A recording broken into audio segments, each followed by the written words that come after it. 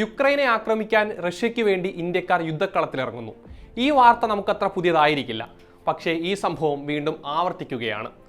Russian സൈന്യത്തിന്റെ ഭാഗമായിരുന്ന ഒരു ഗുജറാത്തുകാരൻ യുക്രൈനിന്റെ പിടിയിലായെന്ന റിപ്പോർട്ട് കഴിഞ്ഞ ദിവസമാണ് പുറത്തു വന്നത്. ജയിൽ ശിക്ഷ ഒഴിവാക്കാൻ വേണ്ടി സൈന്യത്തിൽ ചേർന്നതാണെന്ന് ഇയാൾ പറയുന്നൊരു വീഡിയോയും യുക്രൈൻ പുറത്തുവിട്ടിട്ടുണ്ട്. ഉപരിപഠനവും മെച്ചപ്പെട്ട ഒരു തൊഴിലും തേടി റഷ്യയിലെത്തുന്ന ഇന്ത്യക്കാർ എങ്ങനെയാണ് പോർമുഖത്തേക്ക് എത്തിപ്പെടുന്നത്? വിശദമായി നോക്കാം. സ്വാഗതം ഇൻഡെപ്തിലേക്ക്.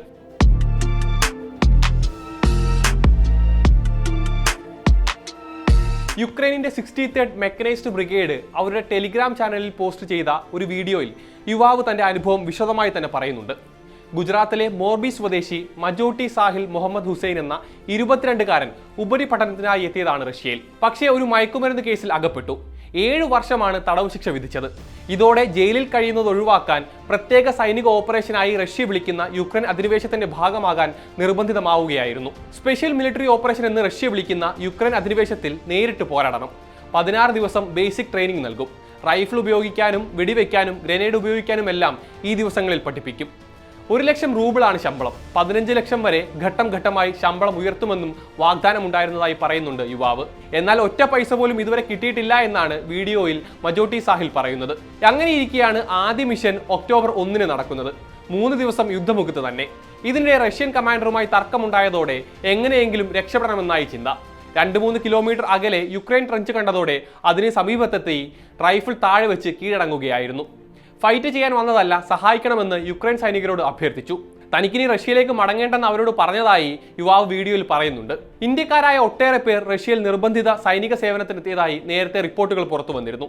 2023 അവസാനത്തോടെയാണ് റഷ്യൻ സൈന്യത്തിൽ ഇന്ത്യക്കാരുടെ എണ്ണം കൂടിയത്.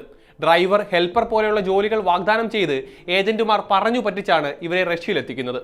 അവിടെ എത്തിക്കഴിഞ്ഞാൽ പിന്നെ നിർബന്ധിത സൈനിക സേവനത്തിനുള്ള കരാറിൽ ഒപ്പുവെക്കേണ്ടി വരും. 2024 ഫെബ്രുവരിയിൽ റഷ്യൻ സൈന്യത്തിൽ 127 ഇന്ത്യൻ പൗരന്മാരുണ്ടെന്ന റിപ്പോർട്ടുകൾ പുറത്തു വന്നിരുന്നു. പാർലമെന്റിലും ഇക്കാര്യം അറിയിക്കുകയുണ്ടായി. ഇതിൽ 12 പേർ മരിച്ചു, 18 പേരെ കാണാതായി. ബാക്കിയുള്ളവർ സൈന്യത്തിൽ നിന്ന് മോചിതരായി തിരികെ എത്തിയെന്നാണ് വിവരം. ഇന്ത്യക്കാരെ സൈന്യത്തിലേക്ക് റിക്രൂട്ട് ചെയ്യരുതെന്ന് ഇന്ത്യൻ ഉദ്യോഗസ്ഥർ റഷ്യയോട് ആവർത്തിച്ച് ആവശ്യപ്പെട്ടിട്ടുണ്ട്. 2024 ജൂലൈയിൽ പ്രസിഡന്റ് വ്ളാദിമിർ പുടിനുമായുള്ള ഉഭയകക്ഷി കൂടിക്കാഴ്ചയ്ക്കായി റഷ്യ സന്ദർശിച്ച വേളയിൽ പ്രധാനമന്ത്രി നരേന്ദ്രമോദി ഈ വിഷയം ഉന്നയിച്ചിരുന്നു. എത്രയും വേഗം എല്ലാവരെയും തിരികെ അയക്കുമെന്ന് പുടിൻ അന്ന് ഉറപ്പു നൽകുകയും ചെയ്തതാണ്.